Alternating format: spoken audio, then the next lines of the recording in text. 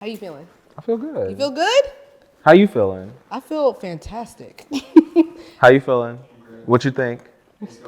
All Okay. right. Fuck the fucking sirens, bitch.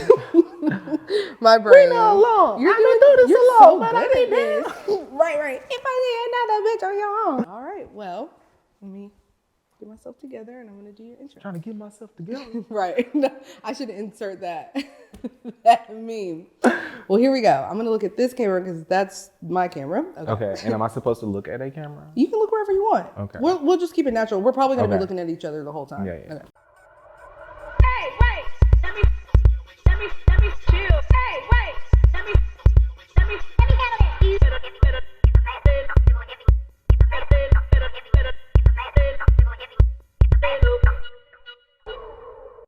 Welcome to episode 8 of the Lay Low Podcast. I have an exciting guest today, Cavonce. And I'm super excited to have him because Cavonce is a little different than the other guests that I've had. I've talked to a lot of artists, I've talked to actresses, I've talked to people that work in the industry, but I wanted to have his perspective because he works in an industry that is accessible, but also I think takes a special person to do that job. And I feel like you're a special person. Oh, thank you. And I just think that I want to make sure that on my podcast, I have perspectives from different people. And I feel like you fall into that category. So Okay. welcome, Cavonce Jones. Cue the claps. Woo! Hello. How you doing? I'm good. You're good? I'm happy to be here. I'm happy you got me on the podcast. Thank you for agreeing to do this. I told you we were at Everyday People. Yeah. And I don't know why I told you this in the middle of Everyday People, but I was like, I'm starting a podcast and I want you to be on it. And you were like, okay. Bitch, I was ready. I was like, You really? Okay, Did I you wanna be on there. You believed that I was actually going to do it? yeah. Oh, really? Okay. And I was like, I want to, when my episode gonna be? Yeah. I was going to have you on here a while ago, but you went to Atlanta. Oh, okay. It was like, no, it's Halloween and then you went to Atlanta. Yes. Yeah. And then I was like, this is the perfect week to have you because I feel like, yeah, I need your energy on here and I'm super thankful to have you here. So, Cavonce, I met you in May, early May. I believe it was May 2nd, if I'm not mistaken. Well, we were at Joey. Joey DTLA. Yeah. And as soon as it's rare. I say this about every person, but I feel like it's because the guests that I have on here, I really fuck with them.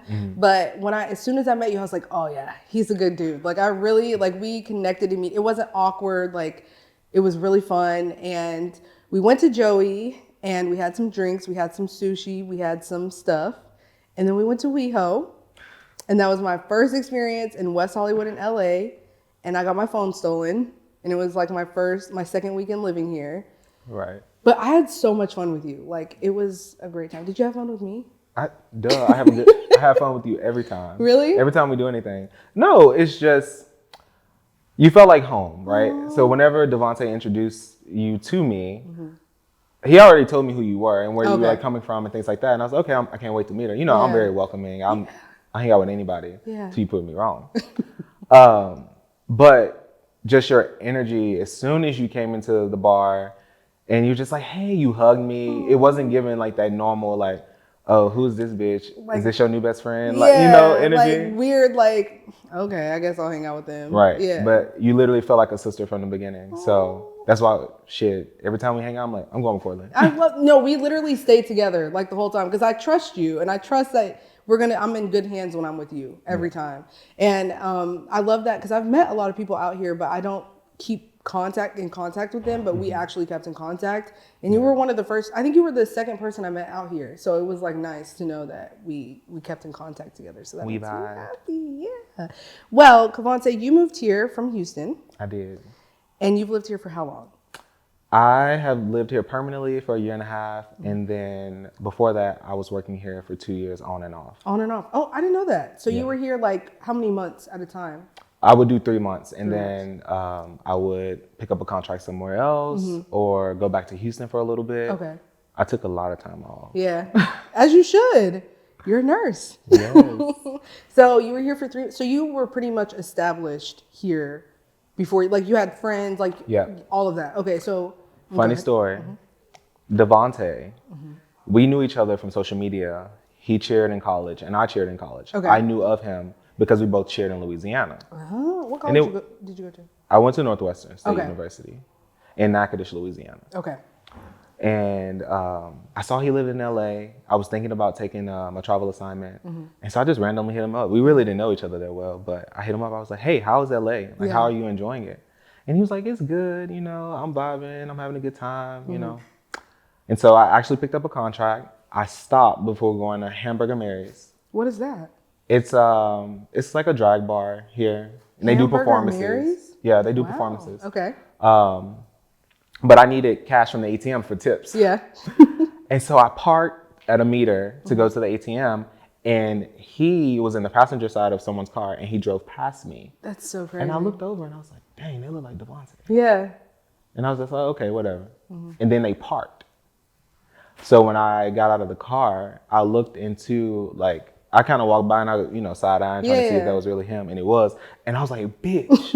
And, like, at the time, it was still, like, the mask mandate was still going on. Okay. So I had a mask you were on. here during the pandemic. Yeah, I came at the very end. Okay. Yeah. And I had a mask on. And he was like, bitch, like, who is this, rolling up to the car and calling me out my name? Yeah. And I snatched the mask off and fangirling, both of us. Like freaking out. Like, Freaking out. Couldn't believe Yeah. it. We just exchanged numbers and we just talked about, like, hanging out again. Yeah. And then ever since then, that's been my sister. I love that. She was my guardian angel, the Yeah. first few months as I was here in LA by myself. Really trying to like find yourself and acclimate you. I find that interesting because LA, since I've lived here, like, how people are like, oh, I run into this. I don't run into anybody. Like, I don't see anybody. I've never seen fucking paparazzi out here. Like, everybody has this experience of like, and I'm like, dude, I don't see. Yeah, where are they? Yeah, like, that's so crazy. But so when you moved here, were you a traveling nurse before? Yes. You were. Okay. So let's back up a little bit. Why did you become a nurse? Well, initially, I didn't know what I wanted to do. Okay. I had a cheerleading scholarship. Okay. And I knew I wanted to do something in science. Science was my favorite subject. Really? So I was like, job security. What should I do? I was like, radiology maybe. And I was like, I'll do the prerequisites that sets me up to pick any of the two. Okay. That's smart. And as it got closer to picking a degree, I remember when I was in middle school, my mom was trying to go to nursing school, Okay. raising 3 boys on her own, a single mom. And she didn't go through with it. It was too time consuming and she had to work. She had to take care of us. Yeah. And so I was like, you know what?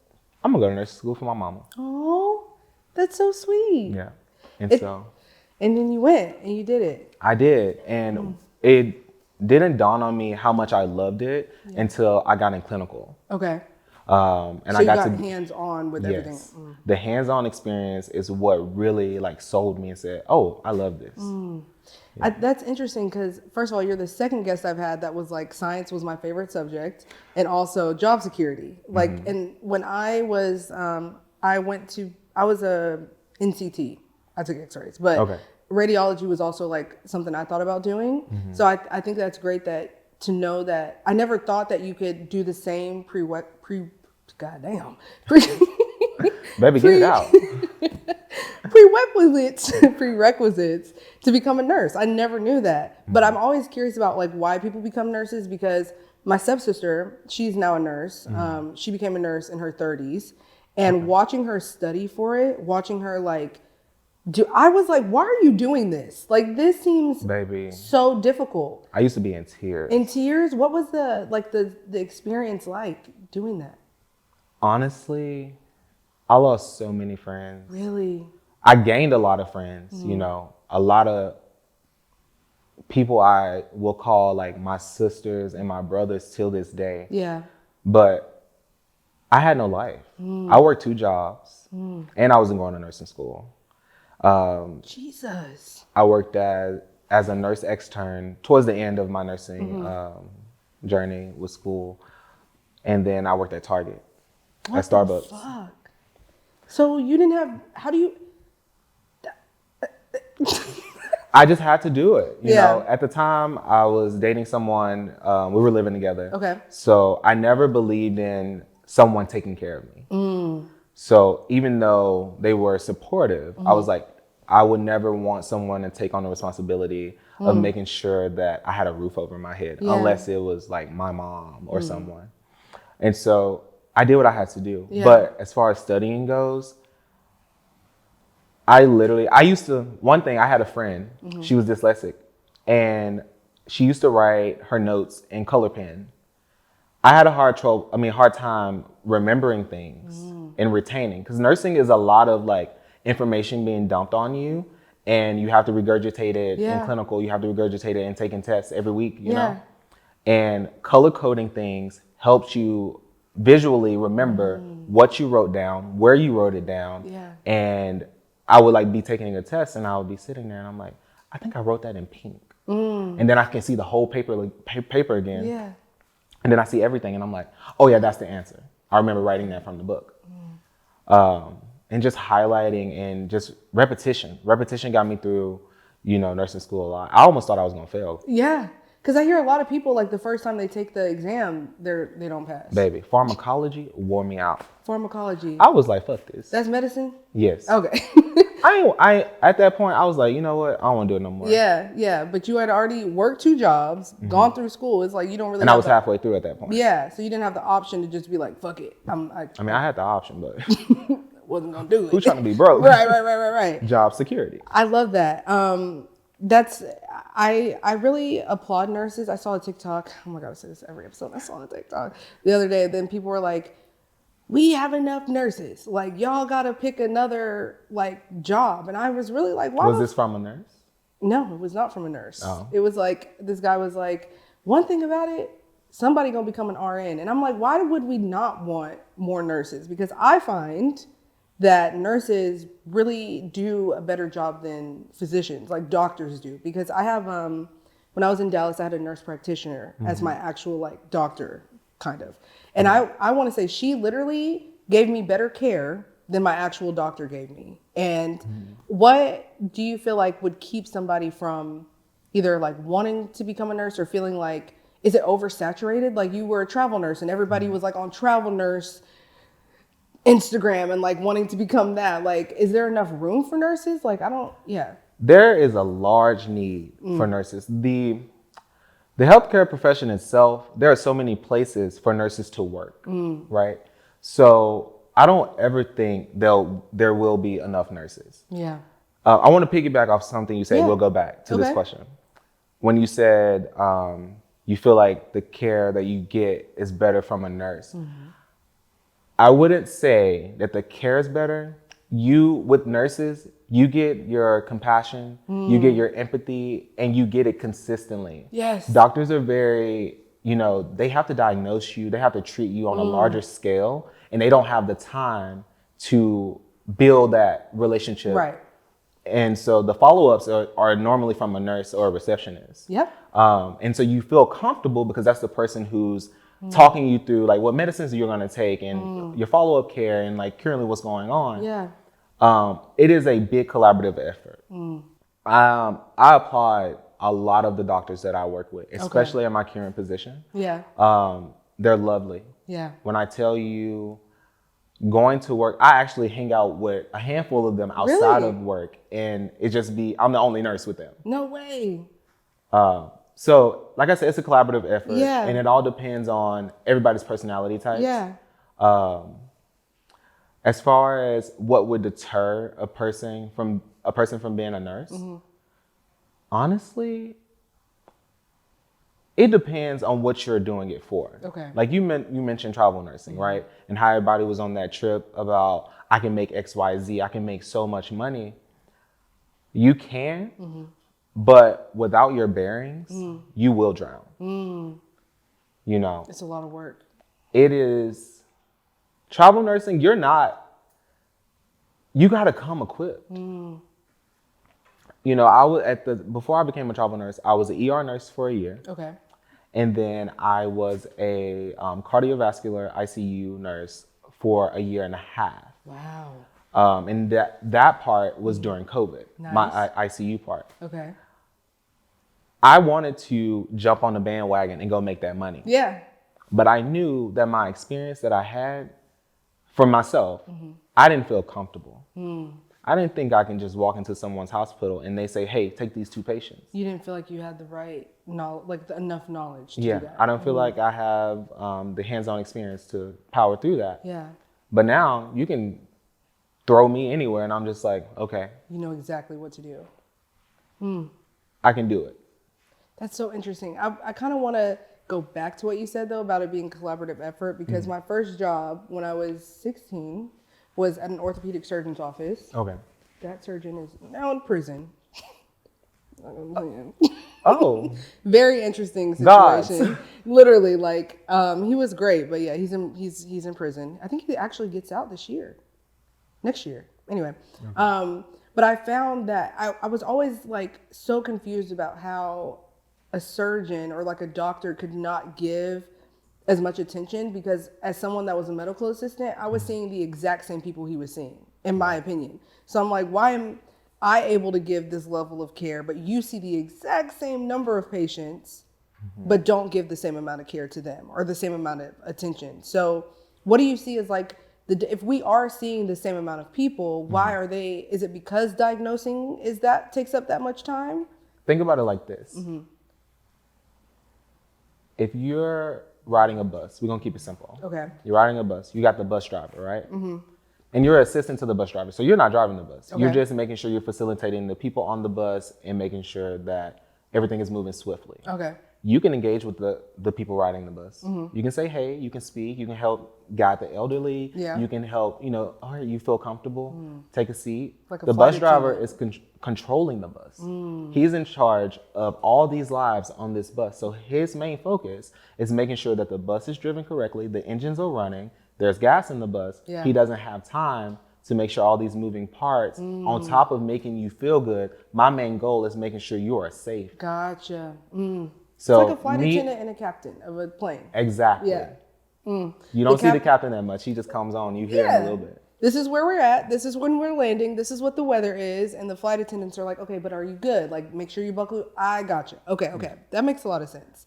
I need to change my perspective. And that's a minute explanation, because I do so much hands-on, physically at the bedside. The doctors also do complex things at the bedside or in surgery. Okay. From my unit, like me working in ICU. I mean, there's so many different floors at the hospital too. So yeah. But from a critical care standpoint, you know your role, and you do as much as you can to help aid each other. Love that. Well, you are gay. As hell. Or I'll say queer, just a part of the alphabet community. And like I said, my stepsister is a nurse, and sometimes she would come back with certain stories that were so crazy, like dealing with racist patients, dealing with difficult patients, mostly the older patients she has pretty much like a tough time with. So as a Black gay nurse, what has your experience been with certain patients? Have you ever come against obstacles and challenges? I feel like my patient population is so vulnerable that they don't really have time, or most of them are asleep. Wait, so are you currently in that like ICU? I'm in surgical ICU right now. Okay. Yeah, most of the time they have a breathing tube, and they're sedated, and yeah, so they're not talking to me, and they don't know what's going on. Yeah. Once they wake up, I'm like, they gotta go. Gotta skedaddle. I'm like, what? Imagine them waking up from surgery and being like, what is that? Like, you've been taking care of me this whole time? Like, no. And it happens, but I have encountered some pushback. In my patient's room, I'm very professional. Okay. I don't really exude gay or enough to make somebody feel uncomfortable. If you do feel uncomfortable, that's a you problem, not a me problem, because I take my professionalism I believe you gotta be professional. Like heavily professional. I wear nails to work. Yeah. Well, my nails painted and my hair is, whatever color scrubs. At the time. My loud pink scrubs. Yeah. But it doesn't negate the fact that I provide such a serious level of care. And I don't think my patients ever see any of that because of the level of care and the quality of my care that I provide. Yeah. I will say I've had some men just try to be like, oh, like, basically, I got to see you naked. And so they'll like... Oh, you have to see them naked? Yeah, the patients. Oh, I thought they were like, Yeah. let me see you naked. I'd be like, what the fuck? Nah, bitch, I got to go. Yeah, like, I'm like, do this that. patient need a new nurse. I can't do it.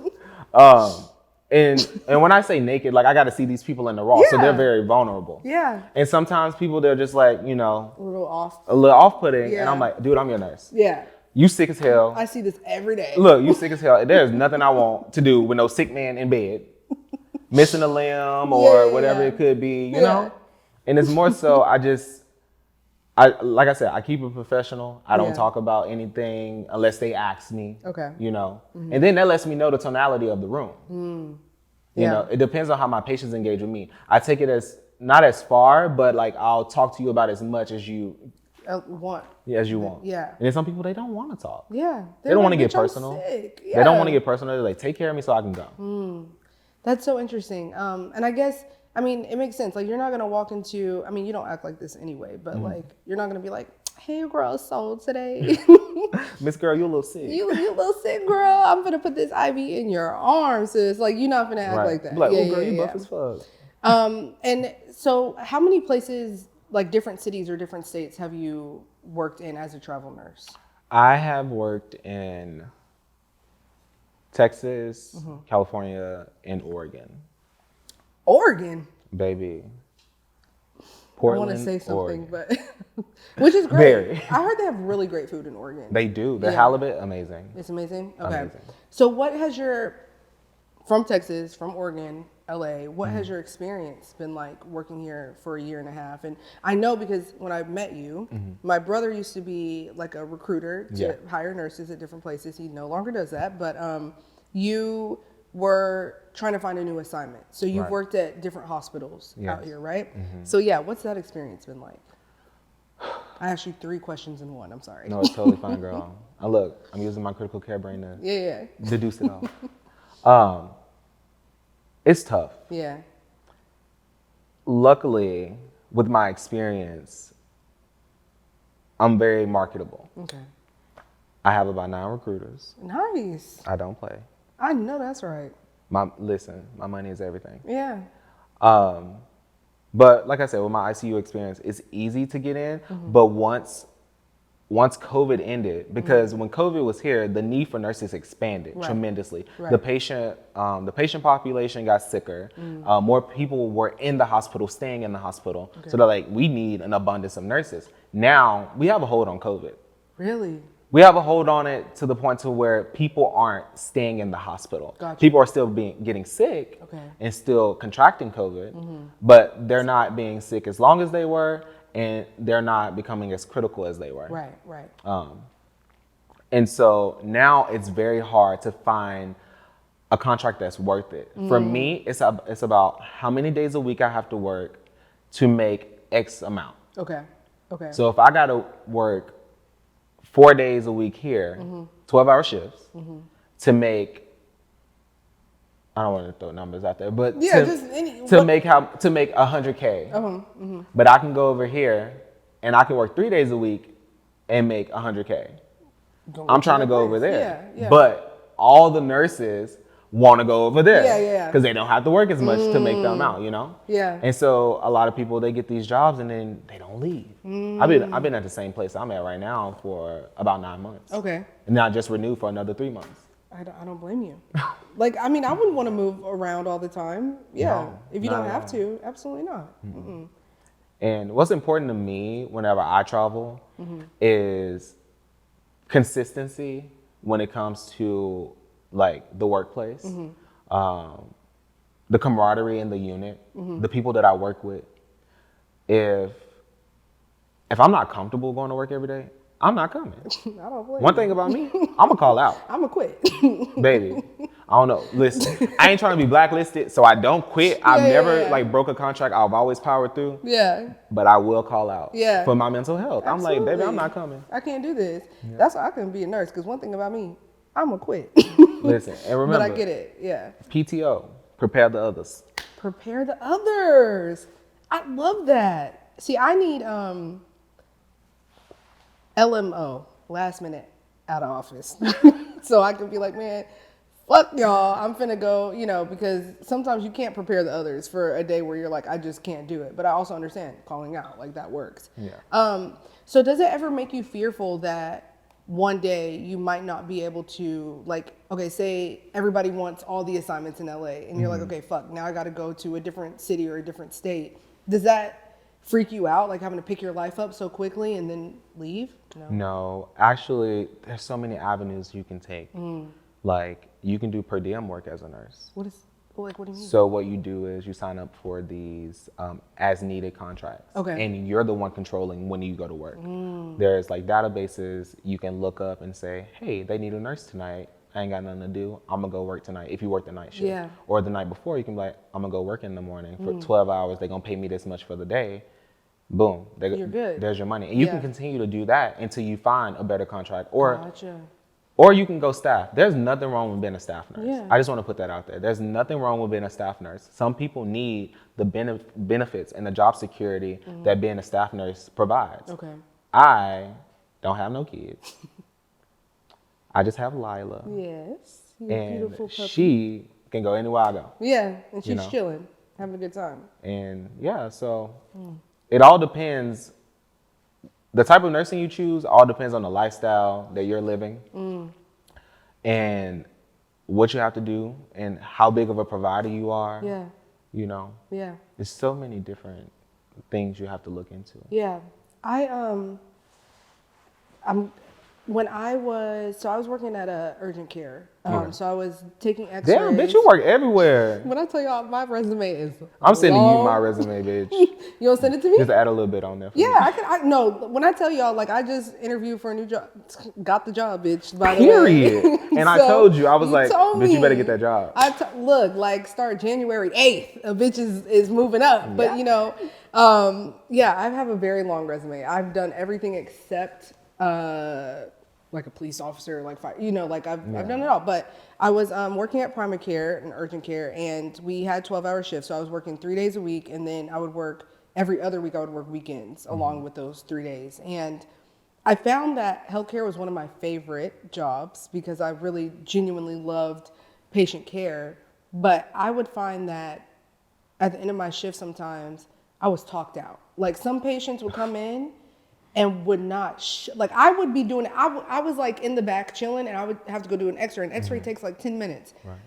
Some patients would talk to me for like hours, and I'd be like, dude, it's not that deep. So That's why I like ICU. That's why you like the ICU, because they're asleep. How do you kind of go home at the end of the day and still have a social life? Because I would find after a 12-hour shift, I didn't want to do anything. It's hard. Yeah. You know, just yesterday, I was like so overwhelmed from the past 2 days being at work. And when I got off, I was like, I need to decompress. Yeah. I got pain in my back. I burned 600 calories. I was standing 15 hours. 15 hours? 15 hours. Wait, how do you go from working 12 hours to 15? No. Oh, okay. My watch said that I was standing. So from the time that I woke up and placed the watch, went to work, you know, stayed at work, got home, walked Lila. But I was up 15 hours standing up around, I checked it around 8. Jesus. Wow. So my whole shift, I was standing. So 12 hours, I was on my feet. So it beats you down. Yeah. Yesterday, I got in a hot tub, relaxed, Nice. you know. Then I went to the sauna. Nice. I saw. Amazing. Yeah. Did you have a face mask on? No, but I did one. You did one. I love that. You know I love my skincare. Self-care. You teach me all the things. Yes. But you just have to find the ways to decompress. And then when it comes to having a social life, you have to communicate. Yeah. You have to let people know, especially my partner.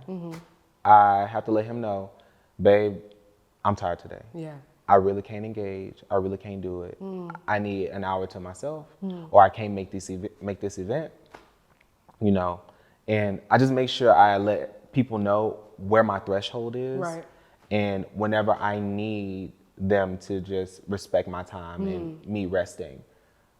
Absolutely. A lot of people don't know how to set boundaries. And boundaries are a big thing with me. And so the only way you can clearly set boundaries if you clearly communicate that. Right, right. People can't read your mind, so.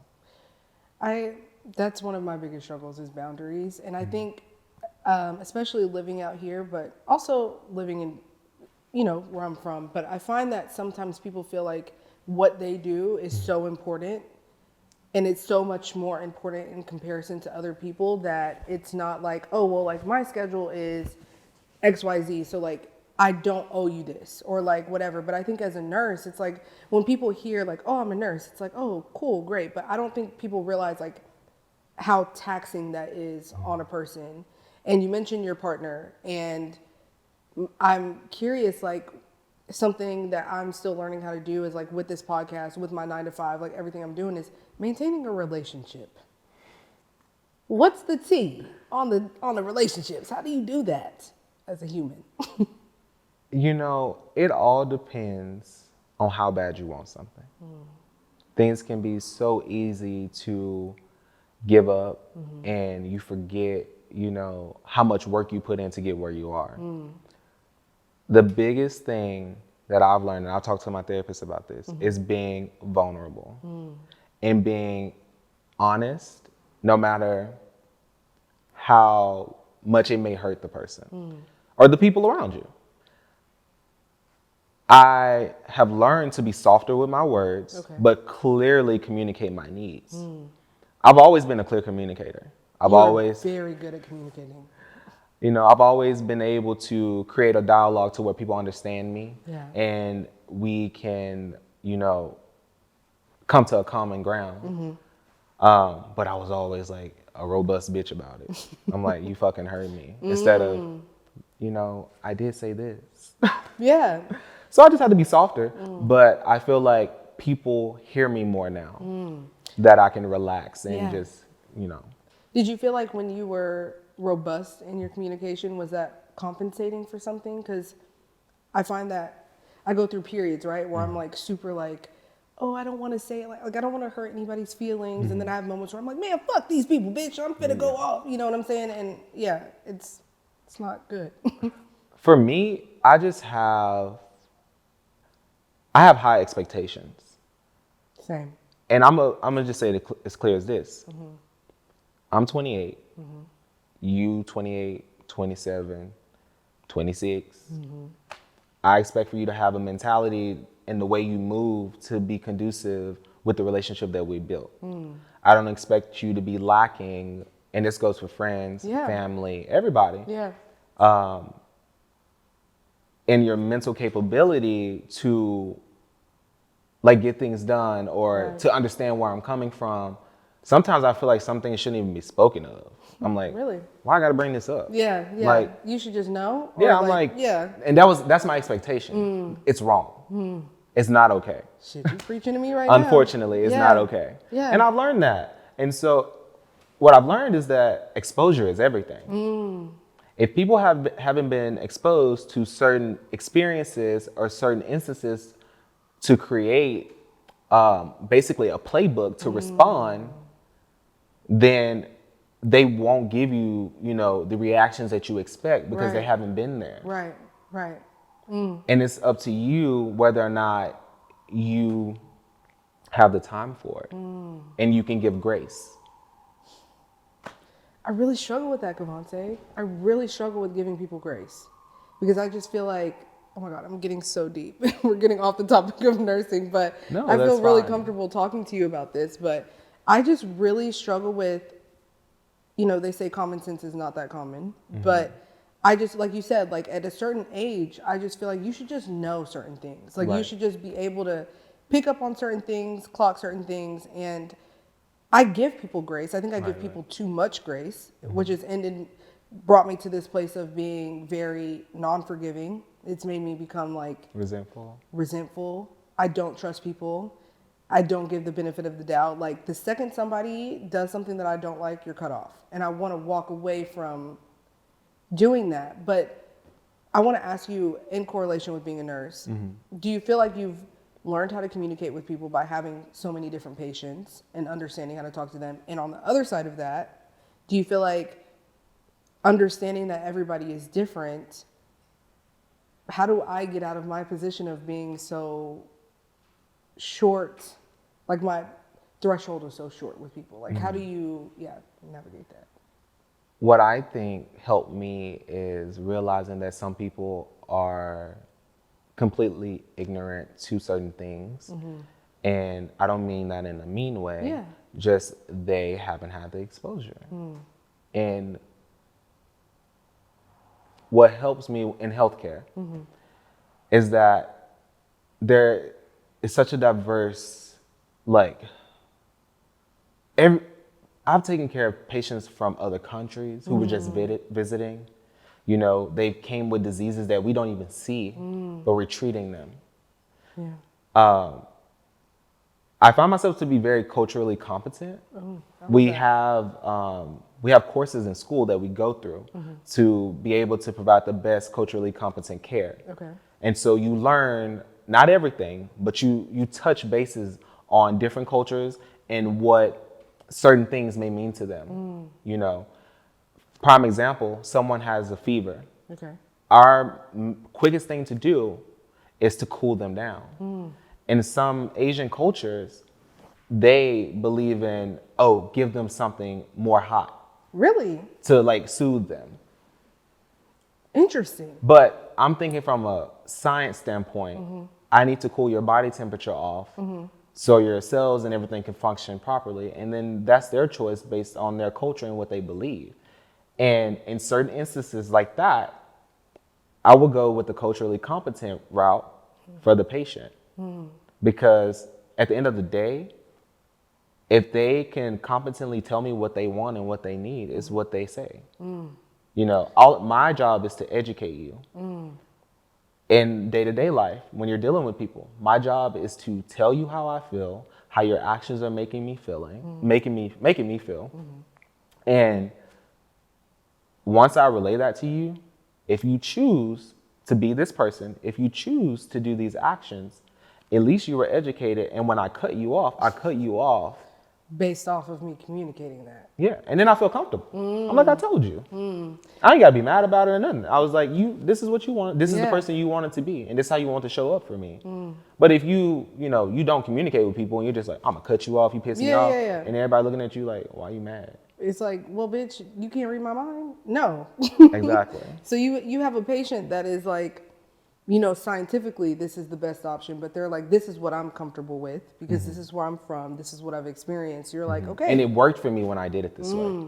So I'm going to do it this way for you now. If it doesn't work. And it's, like I said, collaborative effort. I'm also going to bring this up to the doctor. Gotcha. I'm not just going to go against our orders that we set in place and just say, well, okay, you decided to do this. I'm like, hey, this is what the patient says. Is that okay? Yeah.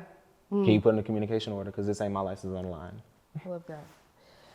I want to ask you, now that you have been here for 1.5 years, what are your plans to stay? And if somebody is like, man, because I think there's this idea of like moving to a new place, you have to have, some type of identity or like something that you're working toward. Do you want to stay here? That's my first question. I'm going to break it up. Not really. Why? Where do you want to go? I just don't feel like LA is home for me. I love the people that I call my friends, and that I meet. But at the end of the day, these people got to get married. These people got to have kids. These people are going to have, career advancements. And their life is going to have to move on without me, Yeah. I want to feel solidified and comfortable somewhere where what I have surrounding me that I've provided and my inner spirit is grounded. And that I don't need, everything else can move around me, but I want to stay right here. I want to be planted. And LA does not feel like that place for me. Where do you want to go? I don't know. I haven't found it yet. So the plan is eventually me and Miguel, we're going to find home together. Okay. However that looks like. Be a nomad for a little bit. You can. Nomad. No, you could, because you could travel. I need a house.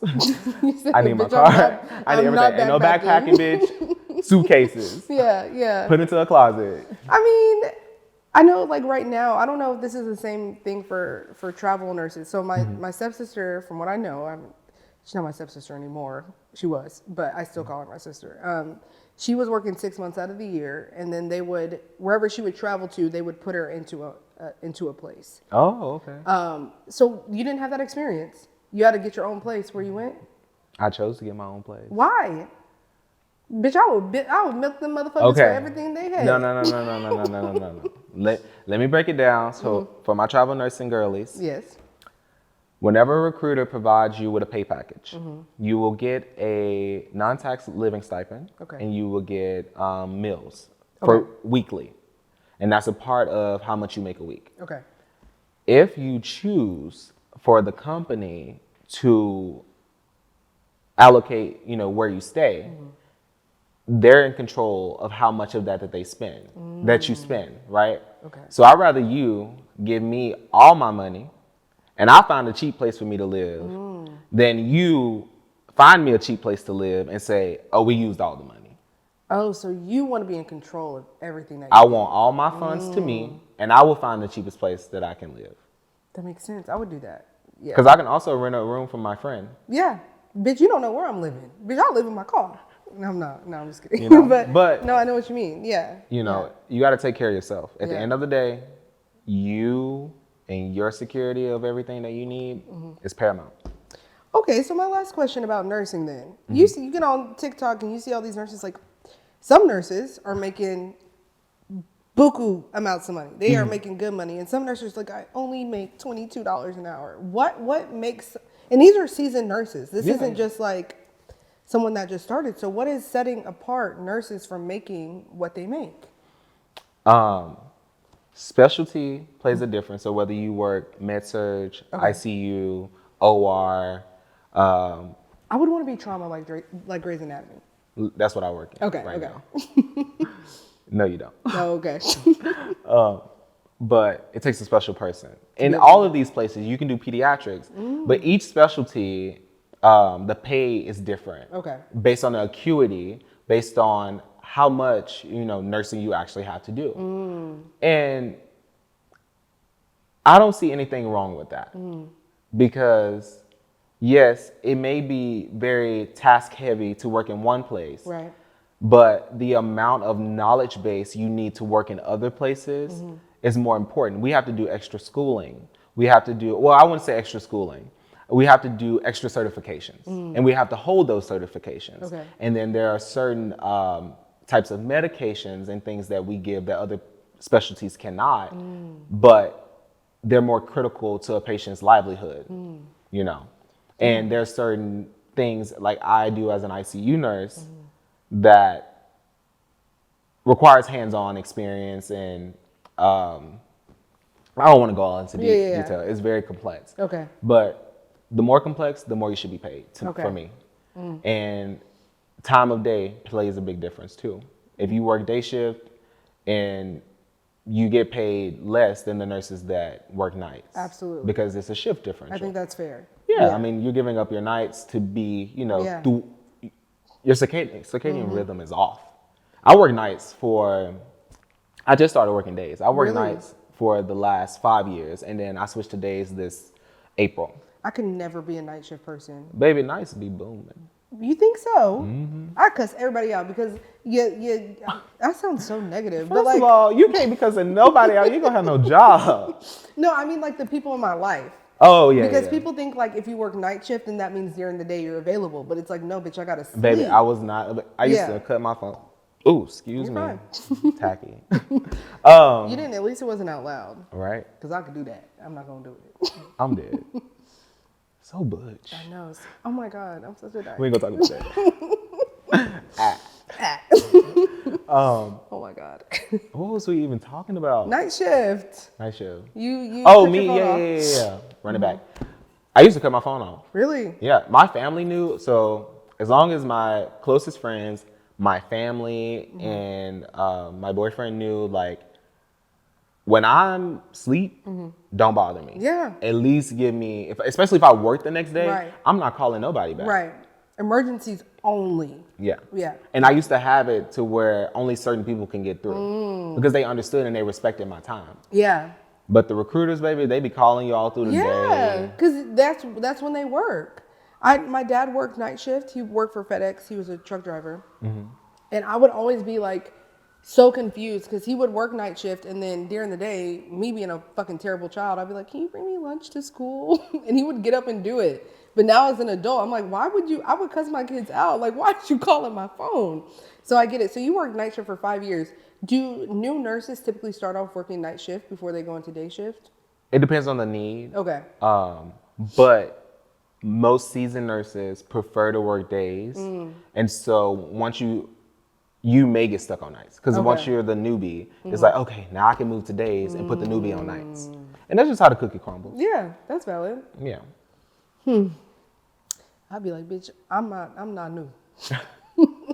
What are you talking about? Okay, so, damn, I had one more fucking question about nursing. What you want to know? What was it? Oh my God. I do this all the time. I'm working on my interviewing skills. I'm going to moderate a discussion soon so I can learn how to moderate people and like how to be a better interviewer. I don't know if that's going to work. Cool. I can give you some tips on that. You'll give me some tips? Girl, Have you done it before? No, I'm just like I kill at interviews. Really? Yeah, it's a mind game. My mind is not working right now because I've had too much Casamigos. No, but right. So nursing. So basically, would you tell people that want to become a nurse, what advice would you give them? I know you talked about like the colors that you study with. You talked about the specialty that you didn't enjoy. You talked about like it being a collaborative effort. What is something that you wish that you knew before you became a nurse? Ooh.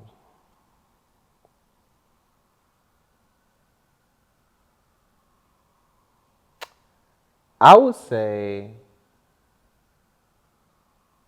okay, in nursing school, there would be periods to where everybody is looking for the one leg up.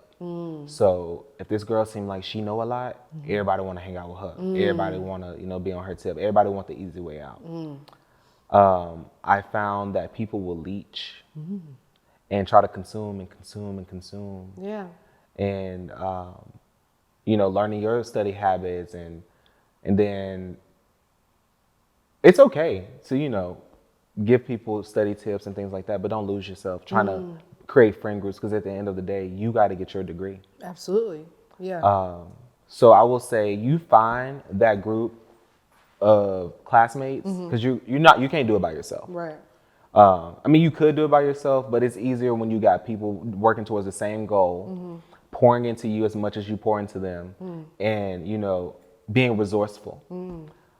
So my advice for school would be to find people who are like-minded, have the same goals and morals, and people that you can stay on a clear path with and stay focused. Love that. And reach out when you need it. Don't feel ashamed when you don't get something. Always ask questions. Follow up with your professors. Go have those, one-on-one meetings after a test if you didn't do so well. Even if you did good and you want to know, why I missed these two? I want to understand what my thought process was and where it should have been. Don't be afraid to invest in yourself on all levels. I love that. So I'm going to say that. As far as when you're in the career, experience is everything. Go in there. If it's not your patient and you got time, go in that room and see. Go look, ask questions.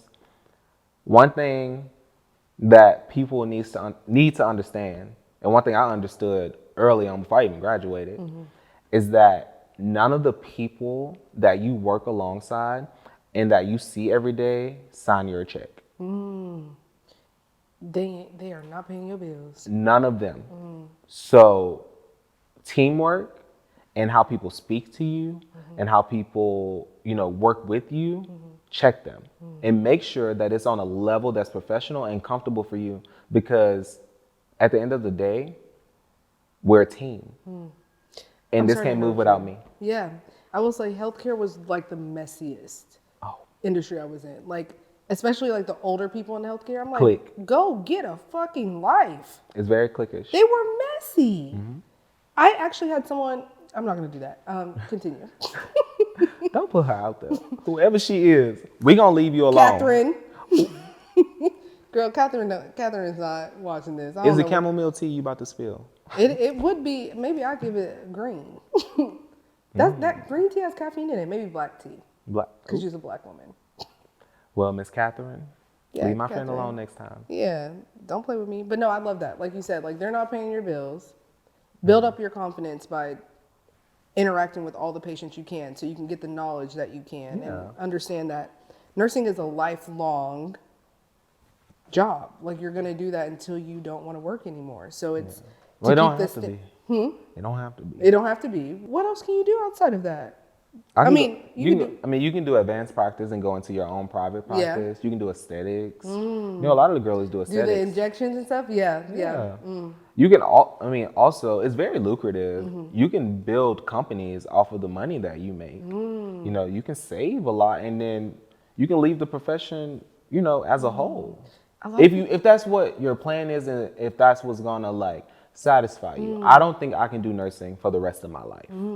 Do you have any plans? What are your plans? I don't know yet. Yeah, I love that. Just going with the flow. That's what the Lay Low podcast is about. Going with the ebbs and flow of life. Figuring out as you go. You better lay low. So how would you, okay, so my last question. How would somebody figure out what it is? Because I didn't know that. Like when I think of nursing, I think of scrubs. What is that? What's that bag called that the girls are getting now? The BOGO bag? What is that bag called? I don't know. I don't wear it, whatever it is. The girls are killing those fucking bags with the Apple Watches and the claw clips. That's what I think of when I think of nursing. I don't think of like You talking about the girls, the Instagram nurses. Yeah. I mean, we all post. Don't get me wrong. And you know, I ain't gonna go into that. Yeah. But yeah, we all post. You know, we're proud of what we do. We feel empowered. But the job ain't easy. Yeah. What was your question? But yeah. How do people know like the different areas that they can go? What in? specialty? Yeah, or not even specialty, but like if they want to, you know, save their money to open a practice or whatever. Like, where do they go to search for that information or learn that that's even a possibility? I didn't know that was. Oh, girl, it's all about experience and about drive. It's about what you want to do. You know, we all know how much we're making. You know, we do taxes. If you do your taxes. And you know how much you're making a year. You know how much you're saving compared to how much you make, right? Yeah. You just have to have an investment profile or just have a planner, you know, write things out. I have a financial advisor. He helps me, you know, with my funds and allocating money for savings towards retirement. As a travel nurse, I don't get those benefits. So I make a lot of money, but I also got to put myself up too. Absolutely. Insurance. Some travel companies give you really good insurance, some don't. Wow. So I'm fortunate the company that I'm working for now has really good insurance. But if they didn't, it was going to have to come out of pocket. Jesus. So. That's so interesting that can you give me his number? My financial advisor. Because, yeah. He cool. We are on, I'm looking for something else. I would love to have You got his number. snacks? No, I wish I had snacks. I'm fucking starving right now. But we're going to take a quick break. Because I have to do the product of the week. All right, y'all, we're going to take a break for the product of the week. This product is from Black Acrylics. You guys have heard about them in the last 2 episodes, but I'm so excited to talk about them again because I really, really, really believe in these nails. I was going to say this product, but in these nails. These are custom press-on nails from Black Acrylics. You can get these nails from their Instagram, and I'm going to tag all the information below. And if you would like to get a discount, you can use the code LAYLOW for 10% off for the next 30 days. And when you fill out your form, just put at the bottom in the comments, lay low for 10% off. These press-on nails are so great because not only are they custom, but they can last you up to 6 months. And when you order these nails, you get a full kit with a buffer, a filer, the nails, the glue, the stickers, everything that you need. And the best part is they give you a care sheet. So you know how to take them off, you know how to put them on, and you know how to care for them in between. So again, if you use my code LAYLOW for 10% off, you can get these custom nails and many, many others. Thank you, Black Acrylics, for sponsoring this portion of the video. Let's get back to the episode. This is so not professional. We are going to go into we're going to do a new segment. And I think I wanted to introduce this segment with Cavonce because we talk about all the pop culture things. Cavonce is a barb. Cavonce knows what's going on in the world, and you actually helped me because I know nothing about what's going on. So this is like super fun. So we have our pop culture segment, ANTMN. Ain't nobody told me nothing. And do you know that meme that's like, ain't nobody told me nothing? Yes, this is what this is. And this is where we get to talk about music. We can talk about you being a barb, like all of these things. We can talk about Nicki, we can talk about Meg, we can talk about Beyonce, all the things. All like, my girls. All the girls. So first of all, I want to ask you, why are you a barb? Is that a question? Yes. Barbs are so aggressive.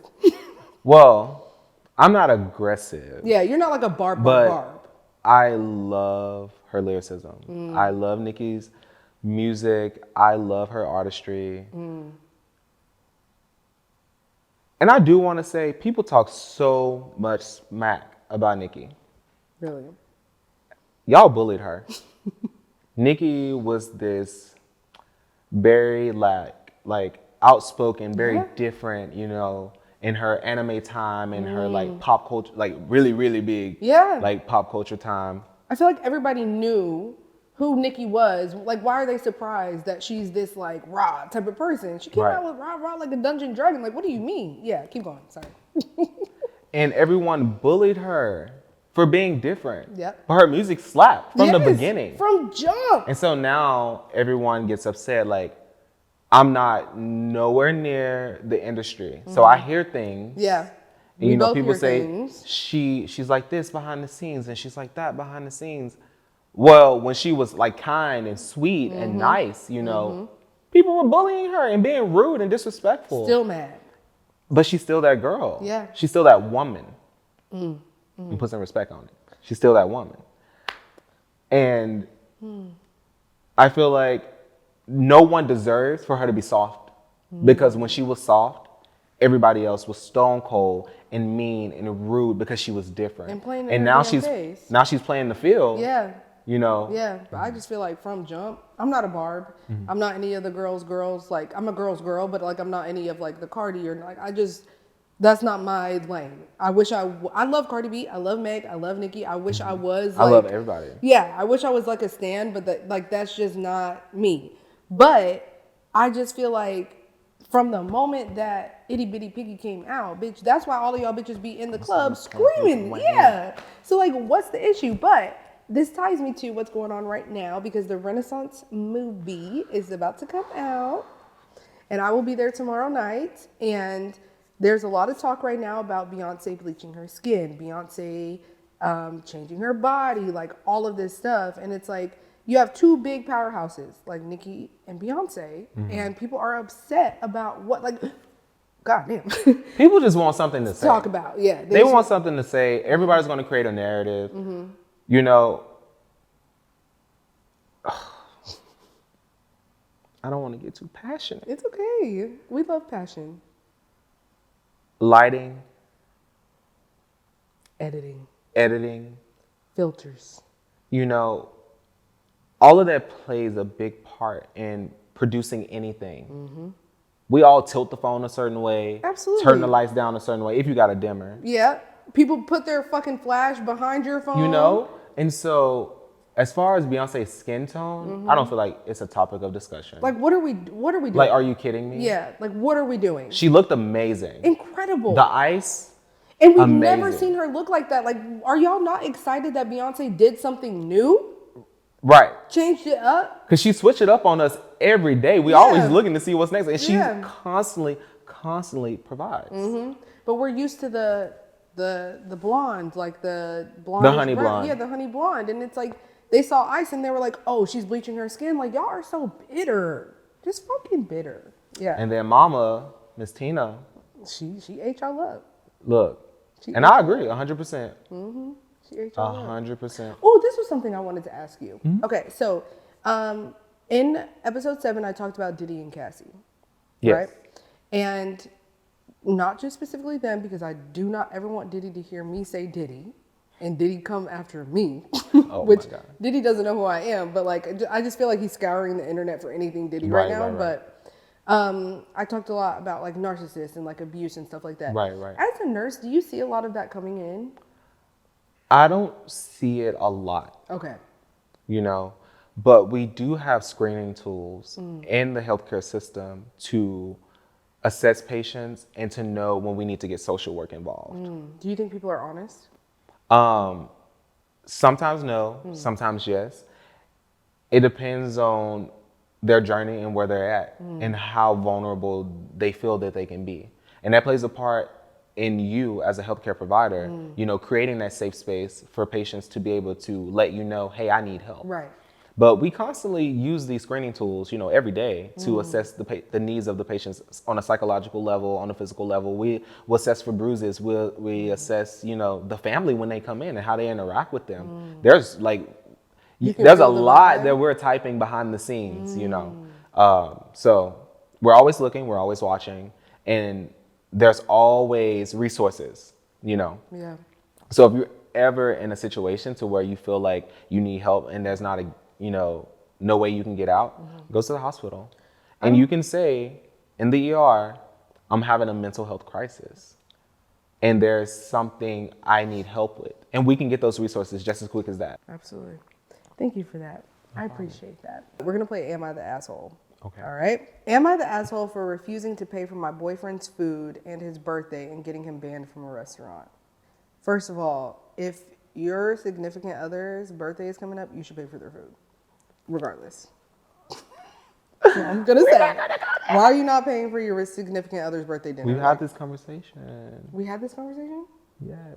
I have an 18-year-old, 18-year-old female, have been dating my boyfriend, John, 20-year-old male, for a little under a year. Okay. We have a pretty toxic-free relationship, but there's quite a bit of tension when it comes to me being a vegetarian.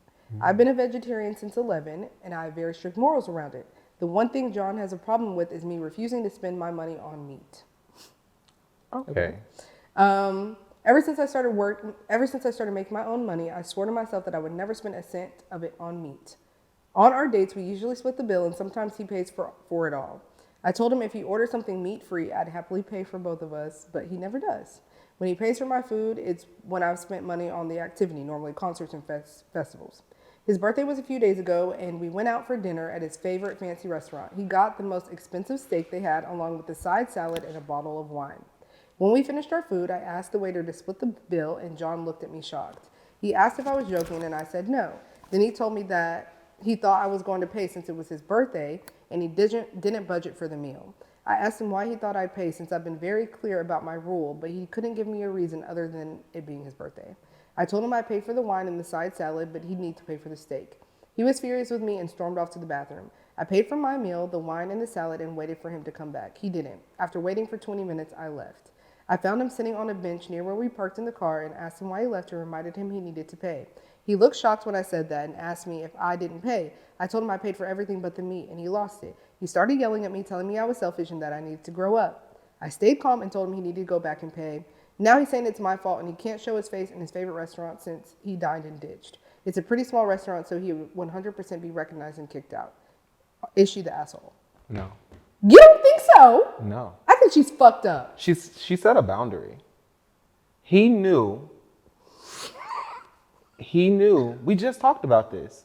He knew she was vegetarian, and she already laid it out that when we go to places, I will not spend my money on meat. She told him. But not even for his birthday?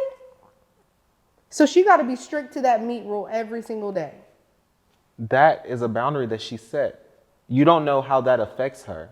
As a vegetarian, what that does to her mental health, what that does to her for the long term. You want short-term satisfaction at the expense of your partner's mental health or however that action makes them feel. I don't think that's fair. I don't think it's fair for her to... And if you don't want someone, I'm sorry. No, you're fine. Go for it. If you don't want someone who plays by those rules, who live that lifestyle, that's not the person for you. And he should have been established that before his birthday. They sound like they've talked about these things. So if it was a problem that she didn't, then that should have been established before your birthday. You know, would you expect things to change all of a sudden? Yes. No. For my birthday? I wouldn't change it. It's a boundary. I said it. I told you. I just feel like if I saw my partner walking out upset because they're like, it's my birthday, you should pay for... This is so stupid. But it's not, because it's about boundaries. It's about... I get it. It's meat. But like, we don't know how it makes her feel. Yeah. But I just feel like if I was like, okay, I see you stormed out, you're upset, I'm going to pay for your steak. But I get it that I don't know, Cavonce. I don't know. Like, I'd be like... But the thing is, she'll spend her money on anything else for him. The money ain't the problem. It's what he wanted her to spend her money on and how that makes her feel. She probably would have bought him shit. 2-3 bottles of wine. Shit. Yeah, she would have paid for every, like if he would have said, all right, well, I want 6 more drinks. That's more than the steak. She would have paid for it. But it was that item itself. So if you were in her position, would you have paid for the steak? If I was like a vegetarian, I set the boundary that I don't want to pay. Yeah. That it makes me feel away. Hell no, I'm not paying. You know me. I'm not paying. And you see him run out on his birthday, you would not pay for that steak? You need to grow up. I would have paid. After seeing him cry. But that shows you that I need to work on some things. Because I would have felt bad. I would have felt like shit. You can't lose yourself for temporary satisfaction of others. You set these boundaries in place to protect you. And why, like, remove your armor just to make someone happy and put yourself at risk of being hurt? You got to put yourself first, because obviously he's not putting her first, because he wants the meat that bad. And if he wanted it that bad, he would have paid for it and protected her. I think I need to go to therapy. I mean, a lot of people need to go to therapy. No, but it makes, I get what you're saying. And that's perfect sense. And that's my perspective. No, but doesn't mean I'm right. I do think you're right, but I don't want you to be right. I want you to be like, because me, I would see him find somebody upset. else. No, literally. I would see him upset and be like, oh my God, I don't want him to be upset. I'm going to just pay for his food. Meanwhile, it's like, why should I have to pay? Wow, I thought this was just going to be a little fun, but no. You want to hee hee ha ha, I ain't that girl. Yeah, you're not that, you don't tell me like it is, ain't you? Okay. Well, I think we could go into depths about that, and I want to, but we've been talking for 1 hour and 18 minutes. Okay. And I really appreciate you. No, thank you for... Do you feel like we've been talking for that long? Mm-mm. I don't either. And you know why. Oh. You're starting to get giggly. Thank you, Cavonce. I really appreciate it. And I think this is really good because I'll be able to give, I think people that want to go into not even just nursing, but understanding that like, I think there's this like world that we live in right now where everybody wants these like careers that are out of the ordinary or out of the box. And I want to give the perspective of understanding that being a nurse, which is more of a traditional career, doesn't mean that you're doing something less important or less valid. And people still need guidance when going into those places. And I'm glad that you were able to provide them that perspective. For sure. And I do want to say, and I want to end on that, there is a lot of things going around. Respiratory illnesses, you know, people are still getting sick. We got a new one coming out, I saw recently. Something in China, they were saying some pneumonia type shit. Well, we're going to fight her when she get here. But if you feel sick, stay home, get tested, make sure you're protecting, you know, the people around you, make sure you're protecting yourself. If someone you know is sick, stay away from them. It may hurt, but at the end of the day, we can't help each other if we're all, you know, not at our best. Yeah. So Absolutely. Get tested, be COVID free, get your vaccine if that's what you believe in. And not just COVID tested, but other tests. I love my type of relationship. Go to the clinic. Yes. Make sure you're not burned. That was one of my questions, but I forgot to ask it, so we're just going to skip it. Okay. Okay. Thank you, Cavonce. Thank you. Love you dearly. I love Thank you guys for listening to episode 8 of the Lay Low Podcast. I will see you guys next week, and goodbye. Bye. All right.